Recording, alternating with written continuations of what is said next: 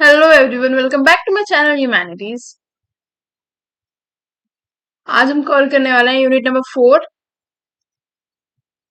Tourism and culture. ठीक है, तो पहला जो हमारा टॉपिक है वो है टूरिज्म एंड कल्चर। अब देखो, जब बुक में स्टार्टिंग हो रही है तो बुक में स्टार्टिंग हो रही है इस फ्रेज से। ठीक है, फ्रेज क्या है? ही और she belong to a culture family या फिर सो अनकल्चर। ये क्या है? दो कॉमन फ्रेज है जो हम अपनी डे टू डे लाइफ में यूज करते हैं।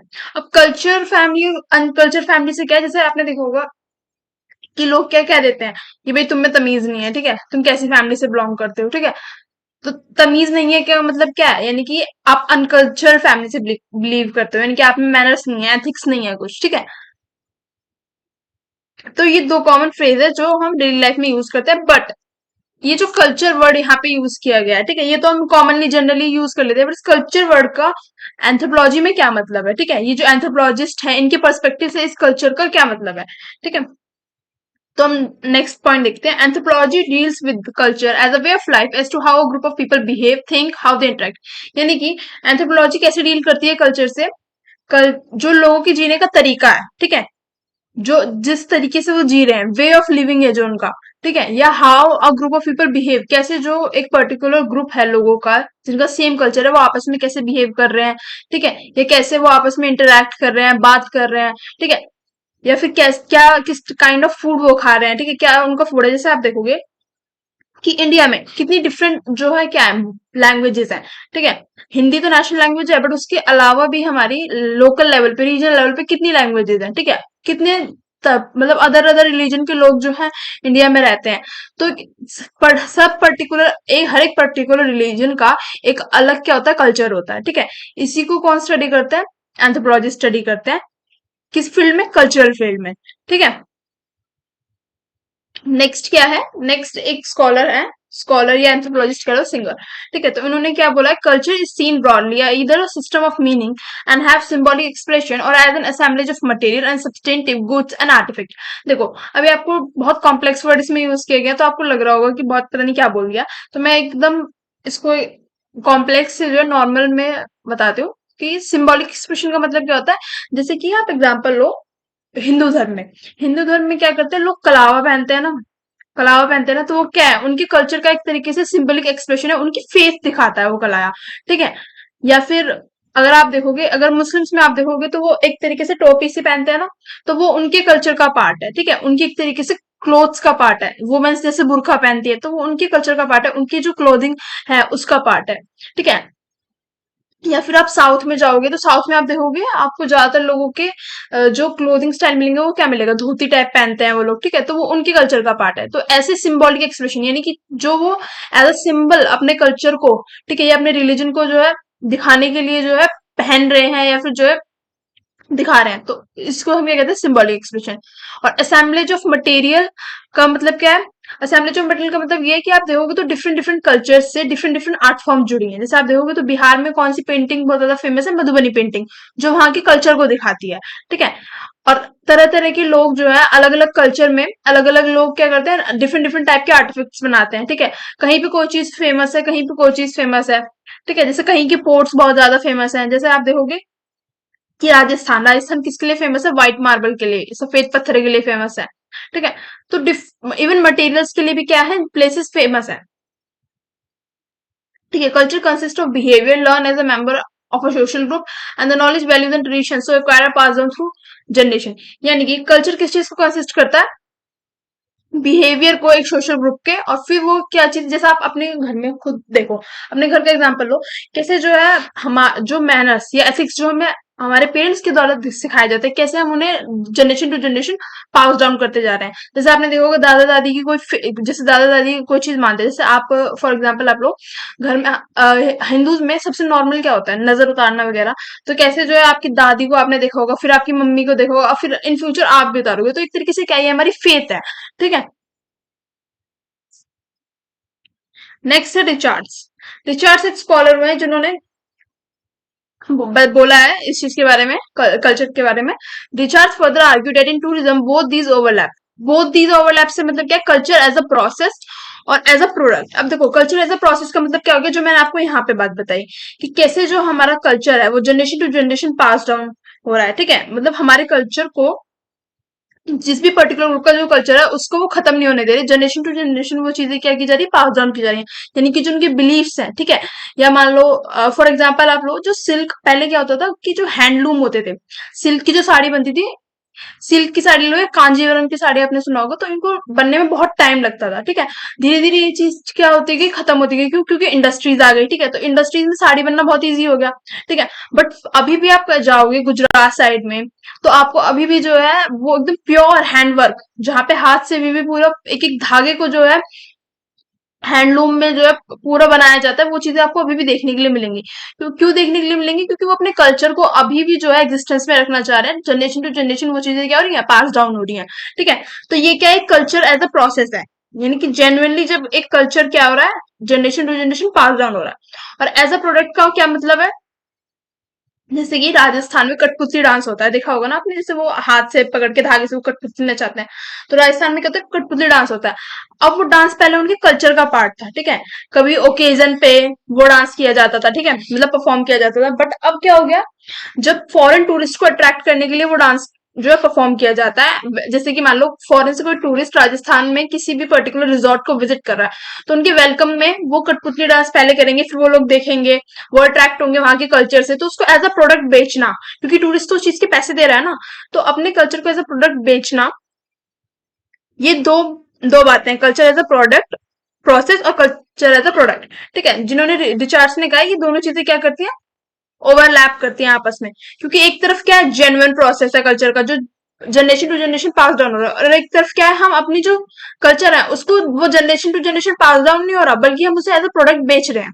ठीक है, जिसके रिटर्न में हमें क्या मिल रहा है, मनी मिल रहा है। The tourists who engage in cultural experience in search of authenticity are proved with culture developed specifically for their consumption. देखो ऑथेंटिसिटी का मतलब हम पहले भी पढ़ चुके हैं प्रीवियस लेक्चर में भी, मैं यहाँ पे बता देती हूँ।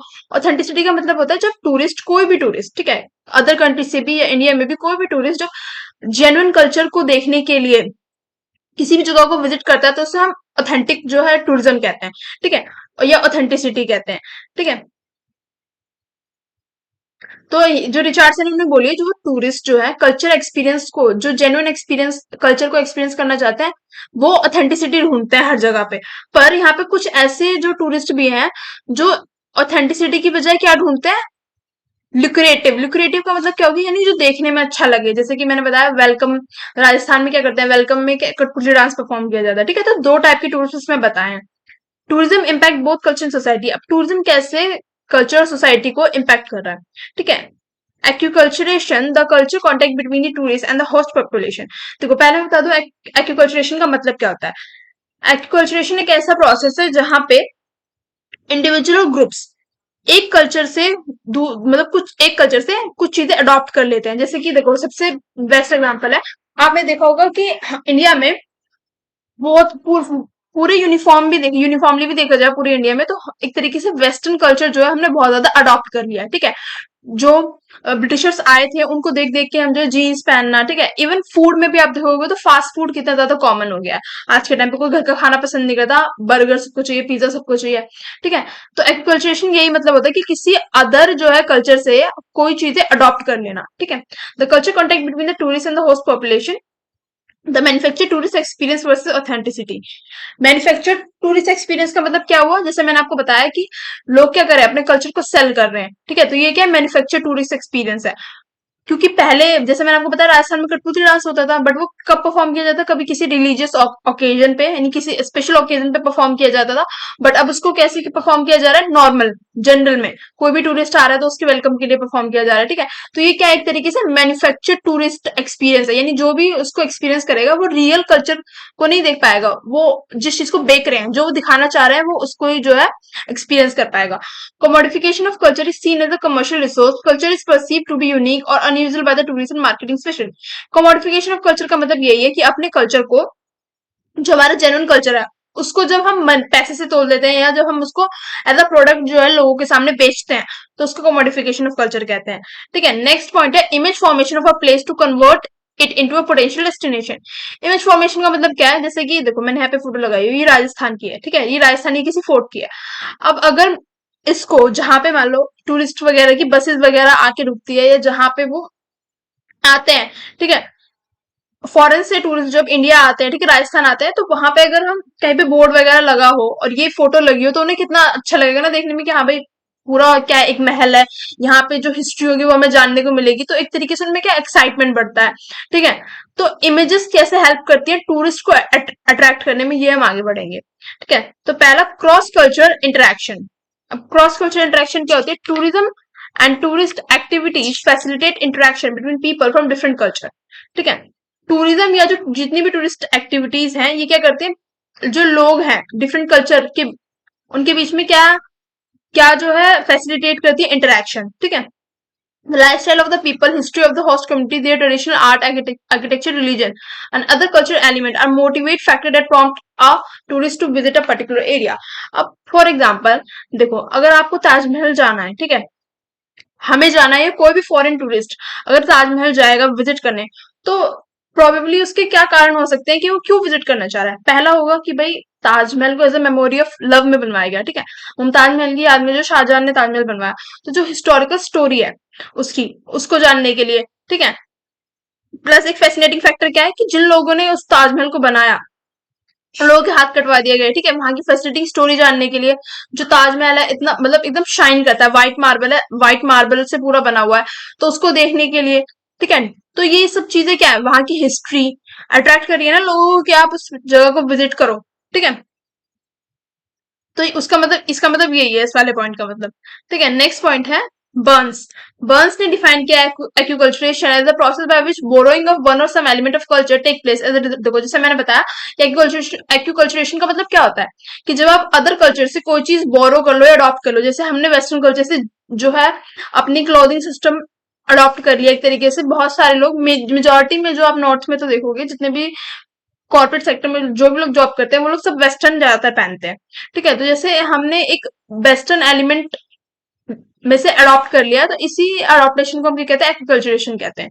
ठीक है, in most of the place in India like Agra, Jodhpur, Jaipur which are frequented by tourist, यानी जहां पर ये ऐसी प्लेसेस जहां पे टूरिस्ट जो है, फॉरेन टूरिस्ट क्या करते हैं, विजिट करते ही रहते हैं यहाँ के कल्चर वगैरह को देखने के लिए। देखो ताजमहल आगरा में ही है, मैंने एग्जांपल दिया अभी। One would notice that the local engage in the tourism industry, यानी कि वहां पे जो लोकल इस इंडस्ट्री में इंगेज है, जैसे कि देखो आगरा में भी जो ताजमहल के बारे में बताएगा वो टूर गाइड होगा ना, जो पूरा वहां की स्टोरी को एक्सप्लेन करेगा। जोधपुर में भी बहुत सारे जो क्या है फोर्ट्स हैं, जयपुर में भी बहुत सारे फोर्ट्स हैं, तो वहां की जब हिस्ट्री को बताएगा तो कोई टूर गाइड होगा, तो उसको इंग्लिश बोलनी आनी चाहिए या अदर लैंग्वेज। मान लो कोई फ्रांस से आया, या कोई जिसको फ्रेंच बोलनी आती हो, जर्मनी बोलनी आती हो, तो उन्हें अदर लैंग्वेजेस आनी चाहिए, जिससे वो प्रॉपर वहां की स्टोरी बता पाए, तभी ऑब्वियसली बात है वो पैसा कमा पाएंगे। ठीक है, तो ऐसा बोला गया है कि जो वहां के जो लोकल पीपल हैं जो इंगेज है टूरिज्म में, even though many of them are not able to read and write, वो लोग ना ही मतलब पढ़ पाते ना ही लिख पाते, स्टिल वो इतने फ्लुएंट है कि वो इंग्लिश बोल पाते हैं या अदर फॉरेन लैंग्वेजेस बोल पा रहे हैं। क्यों बोल पा रहे हैं? क्योंकि एक तो पहली बात वो टूरिज्म इंडस्ट्री में इन्वॉल्व है। ठीक है, कि उनका क्या काम है, पूरी हिस्ट्री वगैरह को एक्सप्लेन करना, प्लस वो जितने भी टूरिस्ट आते हैं ना, उन्हीं से जो है सीख रहे हैं कम्युनिकेशन करने का तरीका। ठीक है, आप कहीं भी चले जाना, आप देखोगे इतना फ्लुएंट नहीं बोल पाएंगे, बट फिर भी उन्हें उन्हें जो सामने वाला बोल रहा है इंग्लिश, वो भी समझ में आएगी, प्लस वो भी जो है इंग्लिश में उनसे कम्युनिकेट कर पाते हैं काफी हद तक। ठीक है, नेक्स्ट नेक्स्ट पीओवी हम किसका पढ़ने वाला है, पीटर स्किनर का। इन्होंने क्या बोला, the underlying assumption of the studies has been that culture changes occur mainly in the indigenous host tradition, society tradition, custom and value rather than the tourist group. अब देखो इन्होंने, पैट स्किनर ने ऐसा क्यों बोला कि जो चेंजेस आते हैं, ठीक है, इन्होंने क्या बोला कि जो चेंजेस आते हैं वो किसके अंदर आते हैं, इंडिजिनस होस्ट सोसाइटी के अंदर आते हैं। देखो एक बार मैं होस्ट और गेस्ट एक बार और बता दूं, जैसे कि मान लो मैं एक फॉरेन टूरिस्ट हूँ, ठीक है, तो मैं क्या हूँ, गेस्ट हूँ। एक सेकेंड,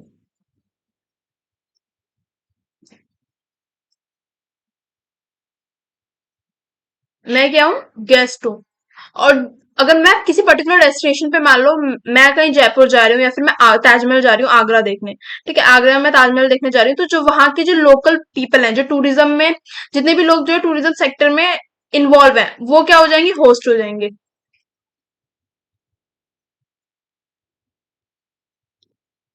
ठीक है, तो इन्होंने क्या बोला है कि जो कल्चर का इम्पैक्ट पड़ता है, जैसे कि मान लो मैं जा रही हूँ आगरा विजिट करने।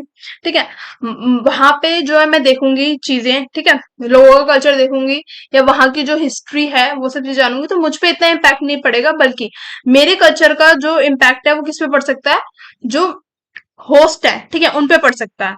ऐसा पीओवी किसका था, पैटिट स्किनर का पीओवी था। ठीक है, नेक्स्ट हम देखेंगे newness. State when two culture come into contact each become like the other through the process of borrowing, it is also assumed that the tourists who are often western and well there are less। देखो, अब ये दोनों जो है ना same same सी है, मैं इसको एक एग्जांपल से बताती हूँ कि पेट स्किनर क्या कहना चाह रहे हैं। पेट स्किनर ये कहना चाह रहे हैं कि जैसे कि जो वेस्टर्न जो टूरिस्ट आते हैं, ठीक है, एग्जांपल ले लो इंडिया का ही, कि वेस्टर्न टूरिस्ट जो इंडिया आते हैं, लोग उनको देख के कि हाँ भाई, लोग उनके देख के कहते हैं ना कि हाँ पे जो वेस्टर्न जो कपड़े हैं वो बहुत अच्छे लगते हैं। ठीक है, जीन्स टॉप हो गया या फिर वैसे भी वो और भी वेस्टर्न जो क्लॉथ्स हैं वो अच्छे लगते हैं रेदर देन जो इंडियन क्लॉथ्स हैं। तो कुछ लोगों का मानना है, तो वो लोग क्या करते हैं, वेस्टर्न जो कल्चर है उसको अडॉप्ट कर लेते हैं जल्दी। बल्कि जो वेस्टर्न टूरिस्ट आएंगे वो जो है इंडिया का कल्चर इतनी जल्दी अडॉप्ट नहीं करते, बहुत कम लोग हैं। ठीक है, फॉर कुछ टाइम के लिए वो यहाँ पे आके एंजॉय करेंगे, फील करेंगे, हो सकता है वो जो है यहाँ के क्लोथ्स पहने, बट वो परमानेंटली जो है बिल्कुल एकदम इंडियन कल्चर में नहीं ढल जाएंगे।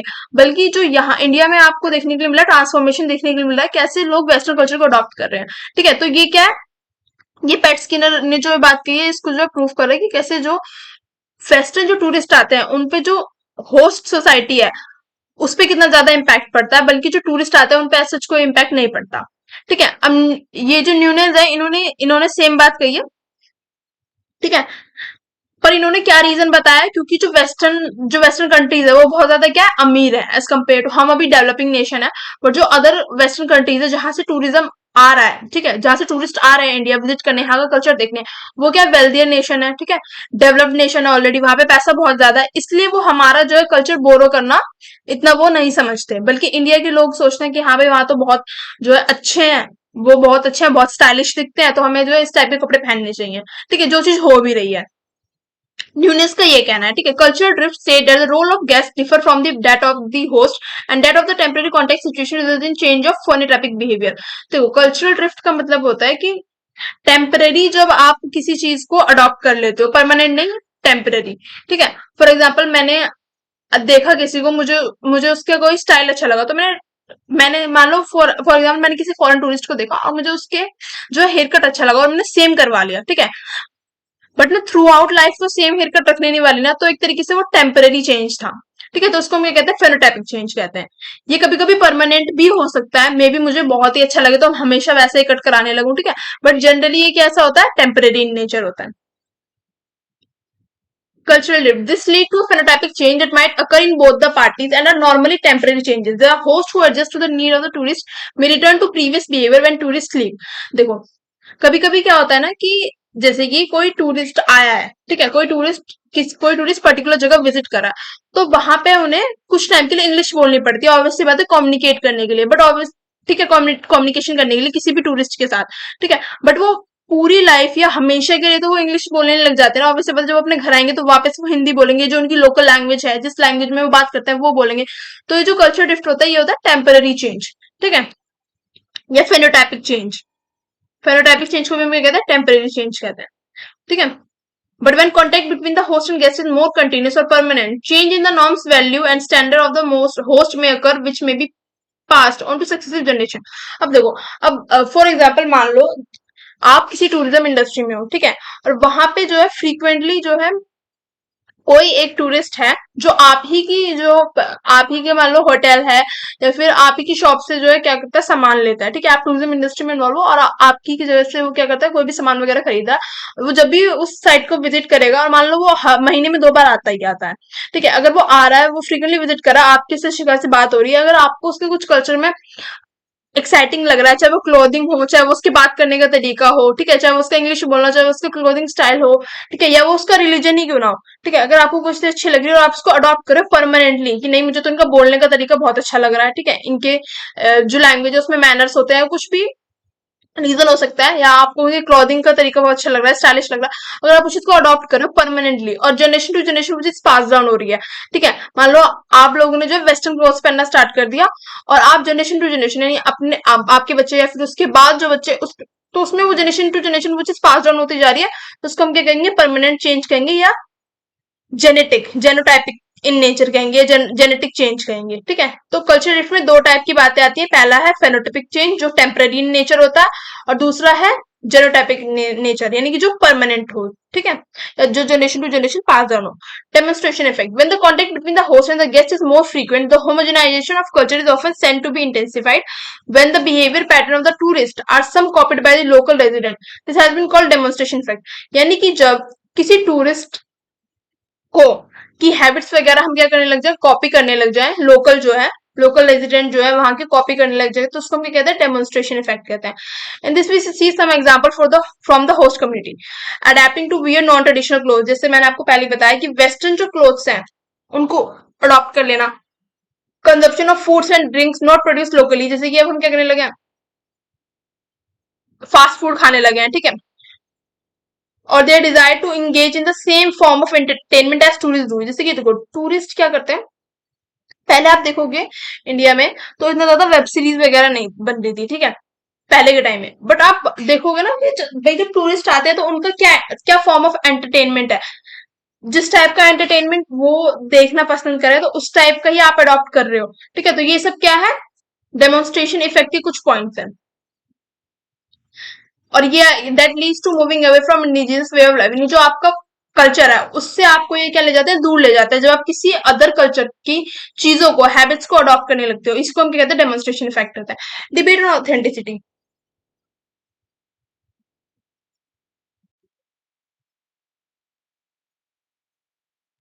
तो नेक्स्ट टॉपिक है डिबेट ऑन ऑथेंटिसिटी। ठीक है, तो डीन मैक कैनल है जिन्होंने अपनी बुक में द टूरिस्ट एक थ्योरी दी थी कि जो प्राइमरी मोटिव होता है किसी भी टूरिस्ट का किसी भी पर्टिकुलर प्लेस को ट्रैवल करने का, वो क्या होता है कि जेन्युइन उसे कल्चर देखने को मिले, ऑथेंटिसिटी जो है एक कल्चर की वो देखने को मिले, जेन्युइन एक्सपीरियंस के लिए वो क्या करता है, ट्रैवल करता है। ठीक है, दूसरी बात इन्होंने क्या कही है, the tourist come in formally as tourist and are not actually allowed in to privacy of real life. आप खुद ही सोचो कि किसी भी टूरिस्ट को अगर किसी भी पर्टिकुलर जगह का कल्चर देखना है तो ऑब्वियसली बात है वो कहीं उनकी पर्सनल लाइफ में या प्रिवेसी को तो जो है डिस्टर्ब नहीं कर सकता ना, पर्सनल लाइफ में जाके उनके घरों में जाके तो रहने नहीं लगेगा, क्योंकि टूरिस्ट के लिए एक पर्टिकुलर होटल्स वगैरह, रिजॉर्ट वगैरह, ये सब फैसिलिटीज जो है टूरिज्म इंडस्ट्री प्रोवाइड कर रही है। तो इस चीज को सॉल्व करने के लिए ये जो टूरिज्म इंडस्ट्री इन्होंने क्या काम किया कि ये क्या करने लगे, कंस्ट्रक्टेड टूरिस्ट स्पेस बनाने लगे, यानी कि जो लोगों का कल्चर है उसको इन आर्टिफिशियल आर्टिफिशियल वे जो है टूरिस्ट को दिखाने लगे और उसका चार्ज करने लगे। ठीक है, एक तरीके से कमोडिफिकेशन ऑफ कल्चर कर दिया, जहां पे कल्चर को ये एट द मनी बेचने लगे।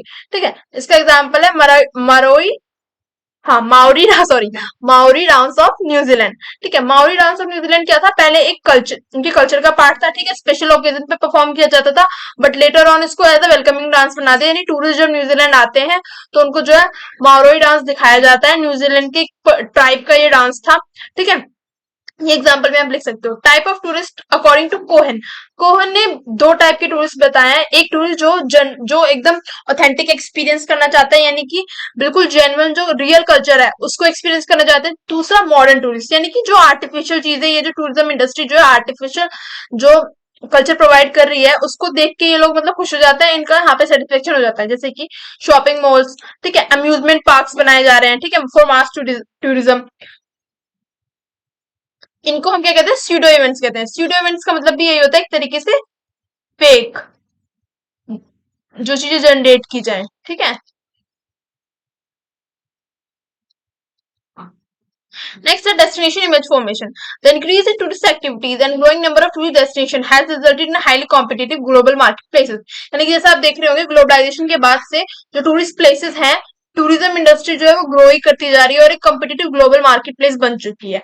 ठीक है, the image or representation of a particular destination are so created so that get positive position clearly in the mind of the, अब देखो फॉर एग्जाम्पल अब हमारे पास फोन है, ठीक है, हम किसी भी हमें जगह को विजिट करना है, हम तुरंत उसको क्या करते हैं, गूगल पे नाम डालते हैं, वहां की इमेजेस देखना सबसे पहले स्टार्ट करते हैं कि यहाँ पे फैसिलिटीज प्रोवाइडेड है या नहीं है। अगर हम इस प्लेस को विजिट कर रहे हैं तो यहाँ पे होटल्स वगैरह है या नहीं है, या फिर यहाँ पे ऐसा कुछ देखने लायक चीज है या नहीं है, तो हम पहले ही हम क्या करते हैं, इमेजेस वगैरह से देख लेते हैं।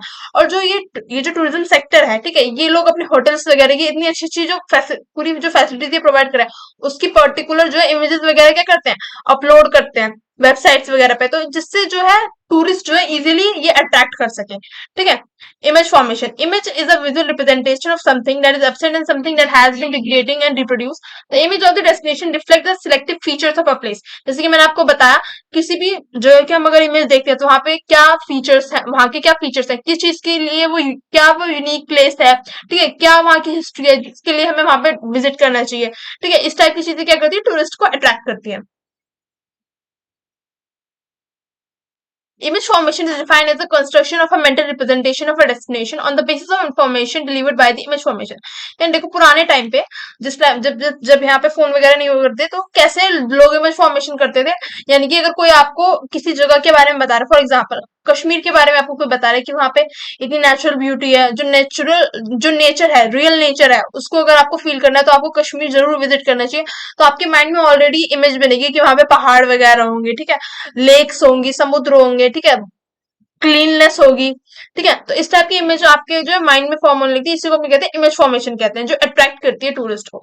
The study of image destination के, अब ये जो इमेज फॉर्मेशन की जो स्टडी थी, ये कब से स्टार्ट होगी, जब जेडी हंट ने एक पब्लिश किया article, image as a factor in tourism development. यानी ये जो इमेज फॉर्मेशन है कैसे जो है टूरिज्म सेक्टर को डेवलपमेंट में हेल्प कर रहा है। अब नेक्स्ट टॉपिक हमारा semiotics and tourism. Semiotics is the study of signs and how meaning are generated from signs. ठीक है, सिमियोटिक्स का मतलब क्या है, जब हम साइंस वगैरह की स्टडी करते हैं और साइंस से कैसे मीनिंग जनरेट किया जाता है, आप इसको एग्जाम्पल के थ्रू समझेंगे। देखो, अब powerful Indian advertisement with tagline, जैसे कि फॉर एग्जांपल अगर कहीं पे जो है एक बैनर या बोर्ड लगा दिया गया है, वहां पे लिखा है कुछ दिन गुजारो गुजरात में, और वहां पे फॉर एग्जांपल यहाँ पे सोमनाथ टेम्पल है जिसकी जो है फोटो लगा दी गई है, तो आप उसको पढ़ोगे, ठीक है, और उसको समझोगे। और ये चीजें आप एक चीज आप और नोटिस करोगे कि जब इस टाइप के बोर्ड्स लगाए जाते हैं तो यहाँ पे खाली हिंदी में नहीं, जो मेन जो टूरिस्ट आ रहे हैं, मान लो अगर इस जगह पे फॉरेन टूरिस्ट बहुत ज्यादा आ रहे हैं जो इंग्लिश बोलते हैं, तो वहां पे हिंदी में तो लिखा ही होगा, एज वेल एज इंग्लिश में भी ये फ्रेज जो है पूरा इंग्लिश में भी ट्रांसलेट करके लिखा जाता है, जिससे जो टूरिस्ट है उन्हें पढ़ने में आसानी हो। ठीक है, तो इस टाइप के मेथड जो है यूज किए जाते हैं टूरिस्ट को अट्रैक्ट करने के लिए।